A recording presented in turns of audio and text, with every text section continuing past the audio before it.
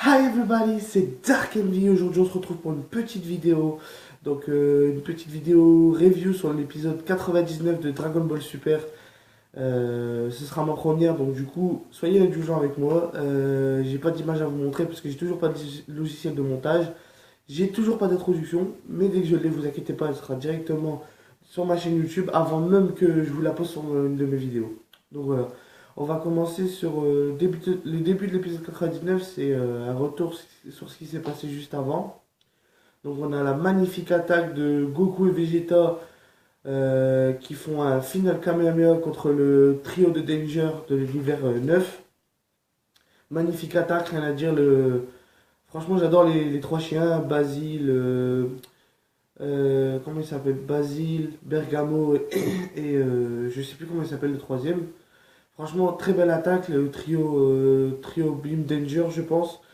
Très belle attaque, il n'y a, pas de, y a rien à dire. Mais par contre, le final Kamehameha en Super Saiyajin Blue de Vegeta et Goku, impossible de le parer. Donc, du coup, bah, élimination de l'univers 9. Euh, L'univers 9 se fait virer, entre guillemets, qui se sont fait virer en un épisode, limite. C'était vraiment choquant en fait parce qu'ils ont. Goku et Vegeta ils ont encaissé et d'un coup ils se sont fait éjecter. Donc rien à dire quoi. Magnifique action de la part de Goku et de Vegeta.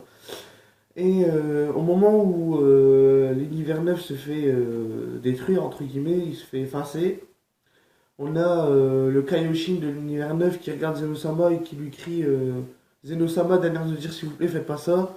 On a Sidra qui a juste une goutte d'un air de dire je sais ce qui m'attend, je vais rien faire pour.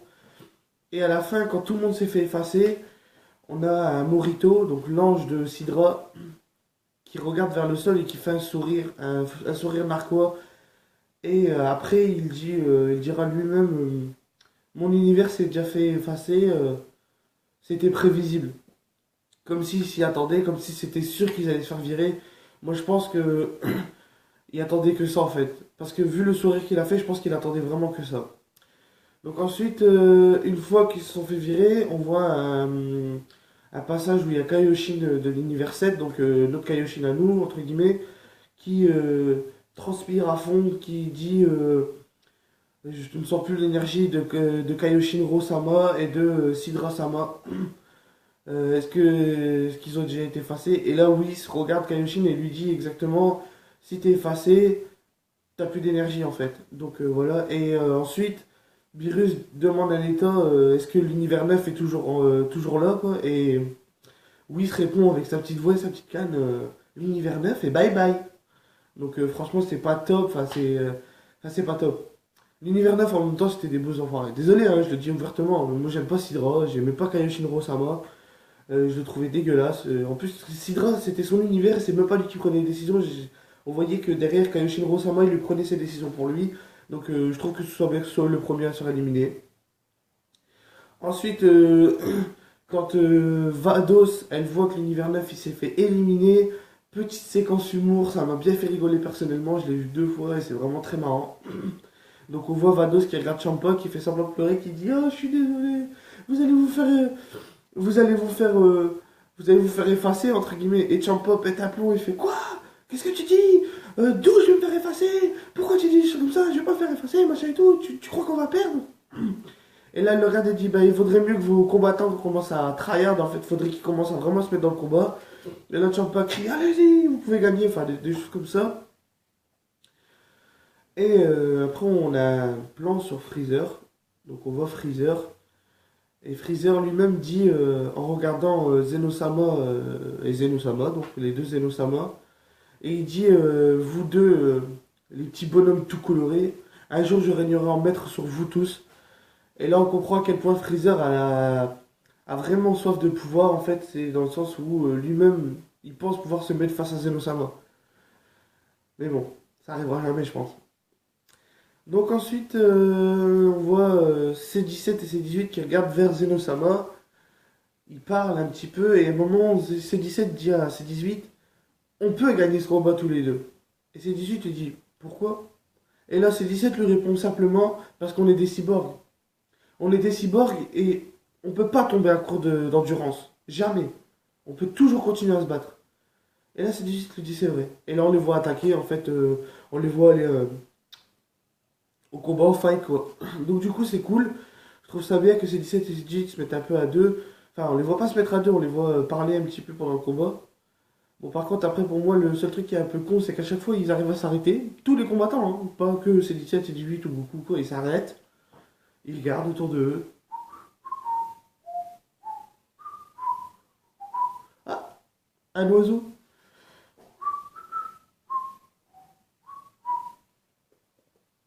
Et voilà, quoi, ils ont le temps de s'arrêter, ils regardent autour d'eux, alors qu'il y a des combattants genre Jiren, Topo, Hit, Mageta, Botamo, pardon. Vraiment des gros combattants, des Frost, des Freezer, des Golden Freezer qui pourraient très bien se mettre en Gold Freezer, hein, mais non. Ils ont le temps de s'arrêter, les mains dans les poches, les doigts sur l'éventail, on a envie de dire. Ils ont le temps de s'arrêter, de regarder. Pour ça, c'est un truc que je trouve un peu con, mais après bon. C'est ça qui fait qu'on a des séquences entre deux combats. Quoi. Donc ensuite, on a Vegeta qui se met contre Mageta.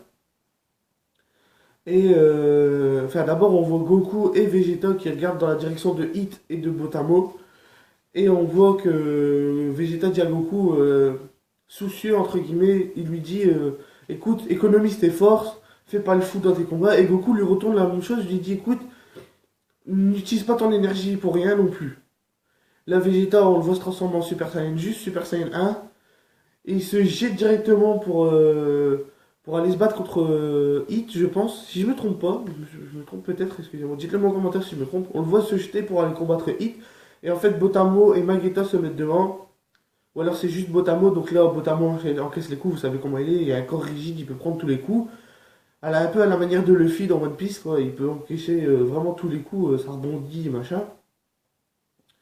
Et là, on voit que Vegeta essaye de le taper, de le taper, et en fait, à un moment, il trouve sa solution. Et il bloque le point de Botamo, et Botamo lui dit tu peux rien faire, je suis indestructible. Et là, il dit tu peux pas m'attaquer, tes attaques ils me font rien et tout. Et là, Vegeta a l'idée, c'est de prendre les bras de Botamo et de faire genre un nœud avec en fait. Et du coup, Botamo peut rien faire. Donc Vegeta le soulève, il court pour aller le jeter, et là, on voit Champa qui crie allez l'aider, allez l'aider. Et là, on voit Mageta arriver.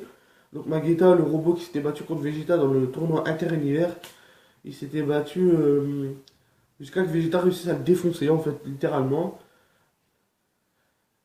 Et franchement, je trouve que Botamo, il a vraiment eu de la chance parce que Mageta est venu sauver. Et en fait, Beerus rappelle à Vegeta que s'il veut battre Mageta, il faut l'insulter. Or que Vegeta commence directement à insulter, espèce de pièce de, pièce de métal inerte, des machins comme ça et tout. Et là, Botamo, il dit ça sert plus à rien, Champa pareil. Champa rigole même en regardant Beerus et en disant tu sais ça sert plus à rien de faire ça, tu vas perdre. On a équipé entre guillemets Mageta, c'est devenu Super Mageta entre guillemets, il résiste à tous les insultes. Et là franchement j'ai trouvé ça cool parce que on a vu un peu comme une fusion entre guillemets, c'est marrant, c'est pas vraiment une fusion mais c'est marrant. On voit Botamo qui monte sur les épaules de Mageta et qui lui cache ses oreilles. Il lui cache ses oreilles et là Vegeta regarde et fait mais tu lui caches juste les oreilles en fait. Genre comme ça, tu vois. Donc c'était vraiment marrant. Et j'ai trouvé ça vraiment marrant, j'ai bien rigolé. Donc du coup, après on voit plus le combat entre eux. C'est dommage. C'est dommage. Enfin, on voit plus le combat. Si, on voit le combat. On voit Vegeta qui monte, qui dit qu'il est énervé et tout, qui tape, mais qui arrive à rien faire de spécial. Donc ensuite, on voit un oiseau de l'univers de Ramuchi. Je me rappelle plus c'est quel univers. Si vous savez, Ramuchi c'est le dieu de la destruction qui a une tête d'éléphant. Et son ange c'est l'ange tout mignon avec la tresse. Donc si vous savez, dites-le moi en commentaire. L'univers de Ramuchi, donc l'oiseau, on le voit arriver vers la Z-Team qui est restant au combat rapproché. Quoi. Piccolo, Gohan, Kame Sennin, Tenshin Han et Krillin. Et on voit l'oiseau voler en pique vers eux. Et là, il jette une boule de feu. Gohan, il l'arrête avec sa main et il la relance. Et l'oiseau, il l'esquive, entre guillemets. Et là, on voit Kame Sennin et Krillin, quoi. Ils sont face à l'oiseau. Là, Krillin, il fait son Kienzan. Il le lance et il se transforme en 3 Kienzan, du coup. Il esquive les 2 premières, mais le troisième, il se le prend dans l'épaule. Et là, Kame Sennin, il lance un Kamehameha. L'oiseau tombe de l'arène. Et il atterrit sur le banc donc de Kitera. Non, de Ramuchi, pardon. Autant pour moi. De Ramuchi. Donc du coup, ben, on voit vraiment que que Ramouchi est un peu déçu parce qu'on le voit taper avec sa trompe sur la tête de son oiseau. Donc c'était vraiment marrant. Donc pour la suite de la vidéo, je vais vous parler de C18 et de Krillin. Donc entre guillemets le magnifique bout d'épisode où on voit Krillin et C18 faire équipe de ouf. J'ai jamais vu ça. D'habitude Krillin et C18 on les voit pour se parler un petit peu de Broche, je crois. Non, c'est Marron. Ah, autant pour moi, c'est Marron. On les voit parler de Marron et on les voit jamais combattre ensemble et tout ça. Et si vous vous rappelez d'une scène de combat où on les voit à deux combattre ensemble, vraiment serré, genre une attaque de ouf, quoi, dites-le moi en commentaire, j'aimerais bien savoir. Donc ensuite, on voit C18 et Krillin. Ben non, d'abord on voit C18 qui est face à Choza. Enfin, elle le tape, elle le tape, elle le tape. Et en fait, le Choza tombe et on croit qu'il est mort. Donc là, l'ancien Kaioshin de l'univers 7 dit ah, elle l'a tué, elle va se faire virer. La Choza se réveille, la tape et lance pleine boule de feu sur elle. Donc là, on voit vraiment C18 qui est en difficulté. Elle se fait éliminer limite. Et là, Krillin arrive, la sauve, lance une boule de feu pour comme se propulser en fait, un peu à la manière d'Iron Man quand il fait hop, il se propulse. Là, on les voit remonter de l'arène. On voit qu'il porte C18 dans ses bras. Il la pose par terre et il lui dit c'est pas ton genre de te faire avoir comme ça. Donc désolé pour le bout de soleil qui vient sur mon visage. Attendez, j'essaie de me cadrer pour pas l'avoir. Voilà, ça devrait être bon. Donc on voit Krillin qui dit à C18, c'est pas dans ton habitude de te faire avoir comme ça. Ah, je suis vraiment désolé du bout de soleil qui arrive là. Donc voilà, c'est pas dans ton habitude de te faire avoir comme ça. Et là, C18 fait une tête genre. Donc c'est pas très grave. Ensuite, C18 et Krillin font une équipe de ouf, je trouve, bien stylée. Donc on voit qu'ils vont contre Choza. Et là, on voit Choza ne tarde pas à se faire expulser. On le voit valdinguer de la piste. Choza qui est de l'univers 6, donc l'univers de Kitera, la souris, qui est tout le temps en train de regarder et de chercher Beerus. Beerus ne répond pas, mais à mon avis, s'il répond, ça risque de partir un peu en cacahuète. Et donc là, déjà deux de l'univers 6 de Kitera se sont fait éliminer. Donc Link, qui a essayé de virer Goku dans l'épisode 97, je pense. Celui qui avait, souvenez-vous, celui qui avait chopé Goku et que Goku, au dernier moment, se transforme en Super Saiyajin Blue. Link et Choza, donc celui qui vient de se faire éliminer par Krillin et C18 de l'univers 6. Si je me trompe pas, c'est l'univers 6. Hein. Je me trompe peut-être, donc dites-le moi en commentaire si je me trompe. Et ensuite, Krillin tombe contre un autre adversaire, un genre de loup bizarre qui a les yeux fermés et qui a ses manches devant ses yeux et d'un coup qui les baisse. Et là, Krillin donne les lunettes de Kame Sennin à C18. Et là, on voit on voit la tête de Kame Sennin qui fait ah, à quel moment il me les a prises? Genre comme si il l'avait pas vu et tout. Donc là, Krillin utilise le Taioken x100, pas le Kaioken. Le Kaioken, c'est la technique de Goku. Le Taioken, c'est le Solar Flare. Donc la morsure du soleil, si vous préférez, je me souvenais plus du nom, mais c'est le Taioken x100. Et là, aucune utilité parce que son adversaire est aveugle, en fait. Il est aveugle depuis bien plus longtemps que ce combat. Il est aveugle depuis super longtemps. Je pense qu'il est aveugle même depuis sa naissance. Il se repère à l'odeur, en fait. Et là, ils se battent, ils se battent, ils se battent. Et à un moment, Krillin a la superbe idée de choper sa chaussure et de lui envoyer en plein sur le nez. Donc, du coup, très beau lancer.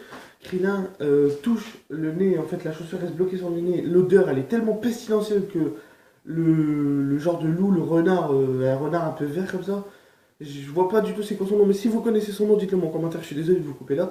Mais en fait, la chaussure est tellement pestilentielle qu'il en perd l'odorat, en fait, entre guillemets. Là, magnifique. Il s'exporte sur le côté, pardon, et lance un magnifique Kamehameha, un Kamehameha mémorable parce que c'est une belle élimination, je trouve. Et là, ils sont moins 3 dans l'univers de Kitera, donc l'univers 6. Ça fait Link, Choza et le loup aveugle. Ça fait déjà 3 de moins. C'est déjà ça de bien. Là, Krillin fait wouhou. Beerus crie ouais, Krillin, t'es en feu, mon dieu, qu'est-ce que t'as fait et tout. À la base, parce que Beerus avait dit à Krillin, tu dois tourner dans l'arène, tu dois pas te faire éliminer, tu dois tourner, tourner, tourner. Mais moi, je trouve que Krillin, c'est bien ce qu'il a fait en fait. Je trouve vraiment que Krillin, ce qu'il a fait, c'est bien dans le sens où s'il avait tourné, tourné comme Beerus l'avait voulu, on l'aurait pas vraiment vu. Et vers la fin, il y aurait eu les plus gros contre Krillin. Les plus gros contre Krillin. Krillin, pardon.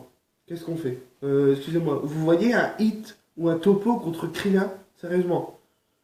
Krillin, quoi. C'est genre le mec. Je dis pas après, à ce que j'ai vu dans les trucs, c'est Krillin l'homme le plus fort de la Terre. Attention, l'homme. Pas le Saiyan, pas l'homme. C'est l'homme le plus puissant de la Terre. Mais, mais, ce que je trouve dégueulasse, c'est que Beerus lui a demandé de tourner, tourner, tourner. Il serait tombé contre un hit, une patate, dodo. Surtout que hit, il n'y a même pas besoin d'être encore à corps pour toucher que sa patate. Enfin, voilà quoi, vous comprenez ce que je veux dire. Donc là, Krillin est fait, il fait ouh, j'en ai viré deux, machin et tout. Et là, Frost arrive par derrière, lui met un coup de queue, Krillin tombe dans le vide, assis à côté de Beerus. Là, on voit une scène marrante quand même, parce qu'on voit Krillin qui est complètement en sueur, qui est pas bien, qui est dégoûté. Et on voit un Beerus qui le regarde, qui lui dit t'as pas fait ton travail comme il faut. Et en japonais, c'est encore meilleur, parce qu'il lui dit Turilin au lieu de Kurilin. Parce que Krillin, c'est. En fait, en gros, il l'appelle Trilin. Trilin, avec un T. Et là, Krillin, il le regarde et il fait non, c'est Krillin. Et genre là, Beerus, il le regarde et il lui fait tu veux vraiment jouer sur les mots avec une tête genre énervée. Et là, Krillin, il fait non. Et là, Kaioshi, la même chose, il le regarde, il fait moi, je suis pas déçu.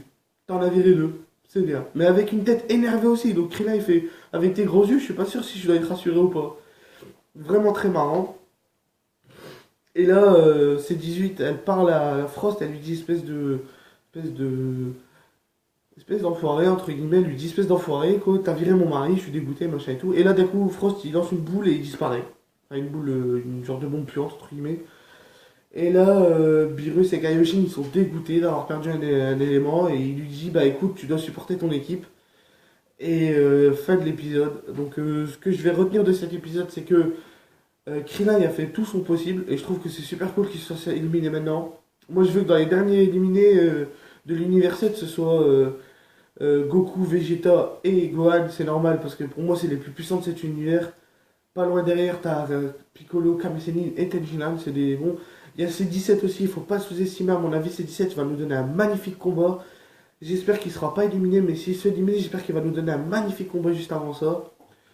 Et j'espère voir un magnifique Hit vs Jiren. J'aimerais bien, même si Hit se fait éjecter ou même il se fait mettre KO, j'aimerais bien voir Hit vs Jiren. Ce serait magnifique. Ou Hit vs Topo, la même chose.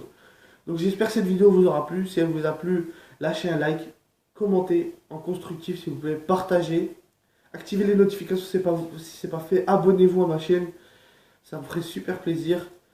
Et si vous savez qui peut me faire des introductions ou me donner un logiciel de montage compatible avec YouTube, dites-le moi et donnez-moi le nom en commentaire ou donnez-moi le nom en commentaire. Voilà, merci beaucoup. C'est tout pour moi. Allez, ciao!